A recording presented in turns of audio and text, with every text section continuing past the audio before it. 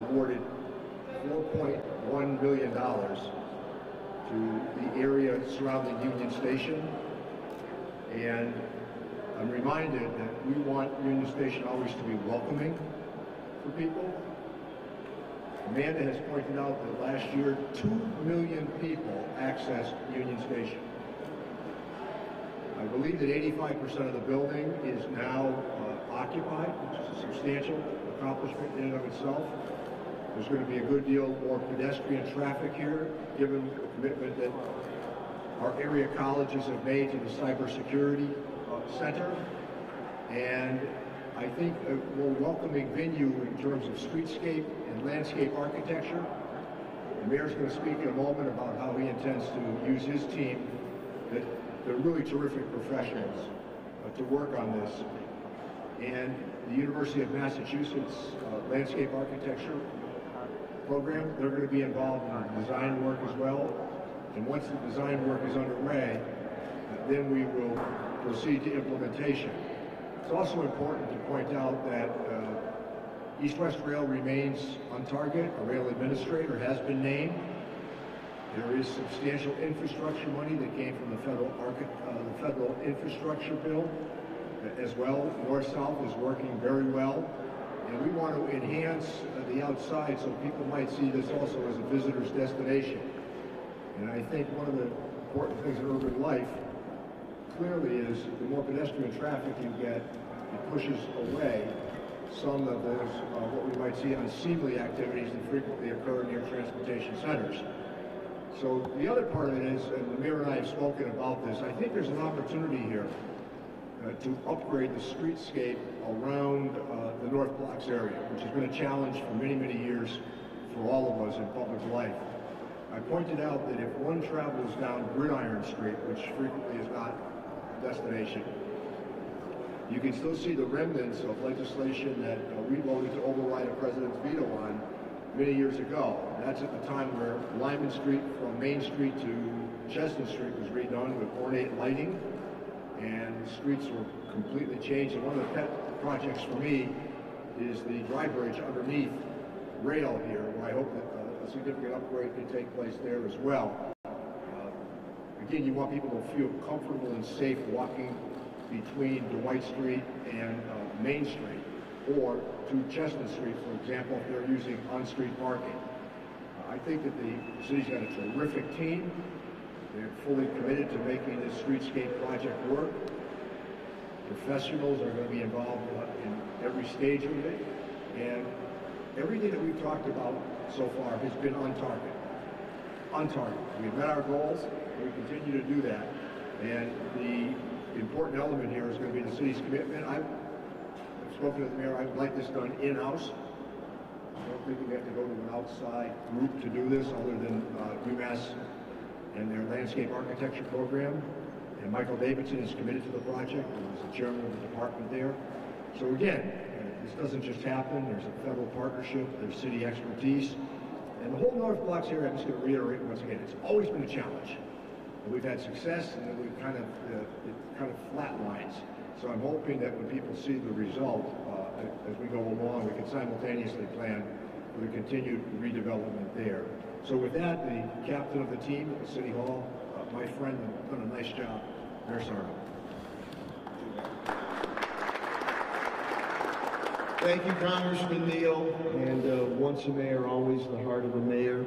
And welcome to Union Station, the house that Richie continues to build. And I want to thank him. This $4.1 million. I'll introduce my team in a second. But this is connecting the dots. And if you remember, a number of years ago, Union Station was a decrepit, neglected building. And the stick-to-itiveness of Congressman Neal has seen this come to fruition and beyond. Now bringing in aesthetic quality, streetscape, infrastructure, pedestrian crossing, trees, etc., makes it very even more welcoming. Also sets the table for other economic development in our North Block area. And I'm very hopeful as we continue behind the Republican for a new courthouse too. We'll continue to pursue that. So this $4.1 million is extremely important. Director DPW Director Chris Signoli, myself, SRA Director Amanda Pham, and met with Amtrak officials, I believe, last week, and we spoke of what Congressman Neal and I have spoken of, the lighting area, the underpass areas, how we can beautify those areas. So when you look upon it, and Director Signoli can point out also, I think as far as making it more pedestrian friendly and safe in vehicular traffic, I think we're doing about 20-something intersections throughout the city. If you go throughout the city, you're going to see a lot of crosswalks, hawker lights that have been put up. But as Congressman Neal indicated, we want to make Union Station even more welcoming. And again, that's, if it's clean and it's safe, that spurs investment and economic development. So this $4.1 million is extremely important. People might not put a lot of priority on it, but you want to have a good curb appeal moving forward. This adds to the millions and millions of dollars, hundreds of millions of dollars that Congressman Neal continues to bring back here to the city of Springfield, specifically on Union Station. So the team that'll be working to put this together closely, working with Congressman Neal, first of all, we have DPW Director Chris Signoli. We have Parks and Facilities Manager, Director Tom Ash, and Emeritus Pat Sullivan, who's doing special projects for me. Johnny, I have 2 Johnny Appleseeds for the price of 1. Alex Sherman does a great job as a city forester, and Dave Glornares will do the UMass piece there. On Echo Dev overall, Tim Sheehan, my Chief Development Officer, and Amanda Pham, who's my SRA Director. And I think we have a proven track record of many, many projects we put together, whether large or small. But this is very welcome, and I think, as I open, I'll close, connecting the dots starts to put pieces together of a puzzle to continue to enhance the North Block area. So Congressman Neal, I deeply appreciate your continued efforts. He never forgets his Springfield, his home district. So he's a leader in the nation, but his heart and soul and gut is always in his district, especially Springfield. And with that, I'll turn it back over to Congressman Neal. Some specific questions at all. I'm glad that the mayor did reference the federal courthouse. A reminder that in partnership with the federal government and the $70 million that was spent on that courthouse, Moshe Safdie is the architect, that streetscape was really important for the museums and the library. You see the library at night now when it's lit. Again, it's very welcoming. Also, those streets around the courthouse, that was earmarked money with the restoration of the old technical high school. And again, the whole notion of streetscape was really important as we did Edward Street, when we did School Street, and we moved across all the way through Spring Street and Elliott Street. A lot of tree planting, save trees in front, but streetscape was really, really important. We worked hand in glove with the Museums Association, with the library at the time. And just a small thing, again, how you can do sort of concentrated, conforming landscape architecture and streetscape. When I walked those sites with Moshe Safdie, he chose the skin of the Carnegie Library for the skin that went on the federal courthouse. I know that sounds like an arcane footnote, but it was all intentional. So if one emerges on State Street and they're headed east, you see the library, you see Classical High School, the city's major east-west corridor, and then, of course, the courthouse with the lighting, the trees, and the tasteful landscape architecture that went into that development. And I envision that here as well for another very stately building that has been redeemed with good effort against all odds. But we want this to be the transportation hub, increase commercial activity, and at the same time understand that cybersecurity is going to be really important here at Union Station. So, we got the experts here on what they intend to do, so we have questions from the media. Jim? Any updates as to the timeline on East-West Rail? No, we continue with it. We have the rail administrator in place. I think it's probably a good time to have the administrator come out. They've indicated that they thought that activity would begin next spring after they get through the planning stages of it. So I'm not disheartened at all. I think that they've met a series of obligations. I did listen this morning very carefully to the battle that's going to take place in the state legislature in the next few days over MBTA funding. A reminder that all of us here in central and western Massachusetts, we subsidize MBTA funding without recognizing any direct benefit. So we want to make sure that there's regional equity here on the transportation side. And having met with the legislators and having talked to the governor extensively, this east-west rail is her priority. And the argument over many, many years was the question of financing. Well, that infrastructure bill of $1.2 trillion is indicative, I think, of the financing commitment and almost $10 billion that will come to the state. And one reminder, I think it's always important, that is not a substitute for the annual appropriation that goes to infrastructure. It is in addition to the annual appropriation that goes to infrastructure.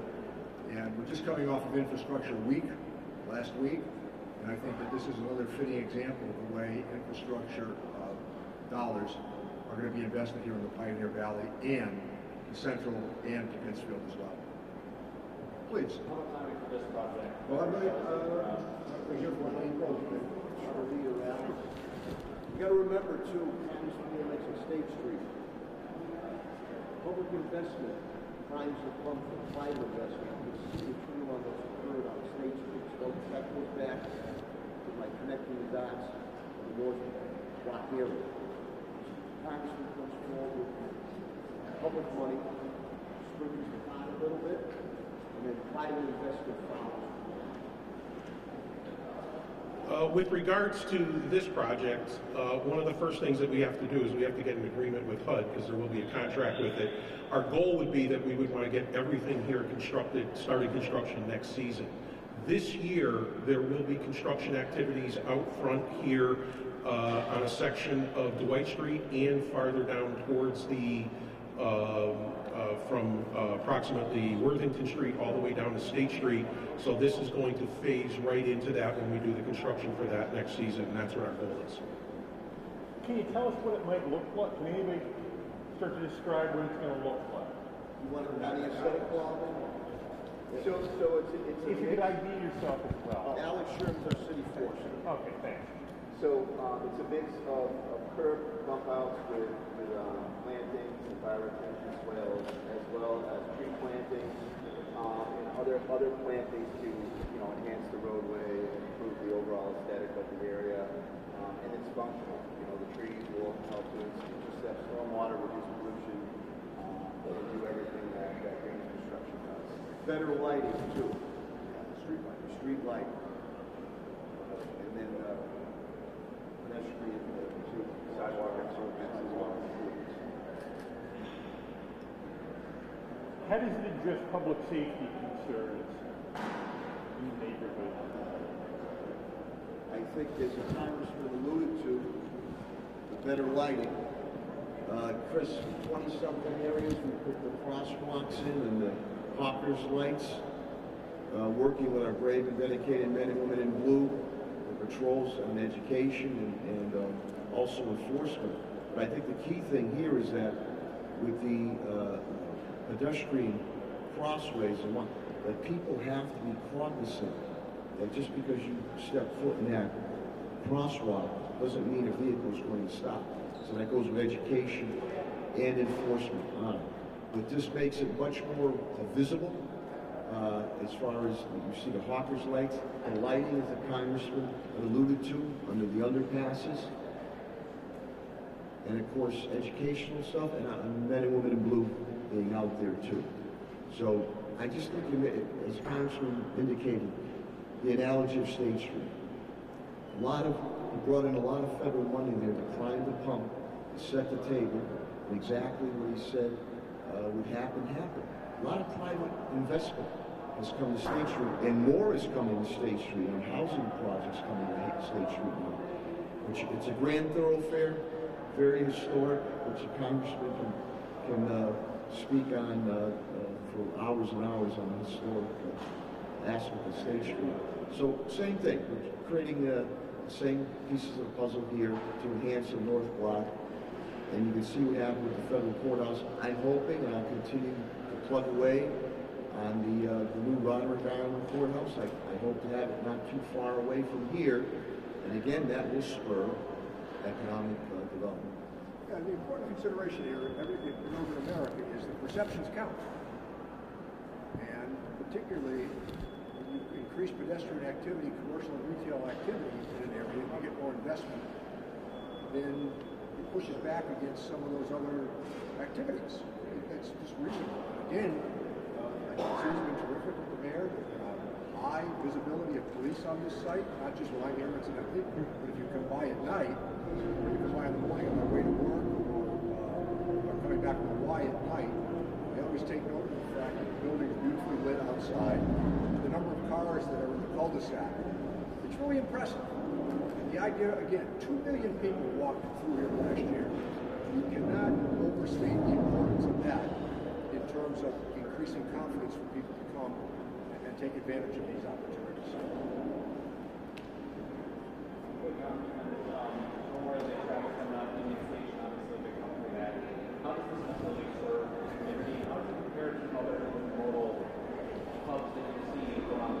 I think it's fair to say, Amanda is here. She probably has the statistical data off the top of her head.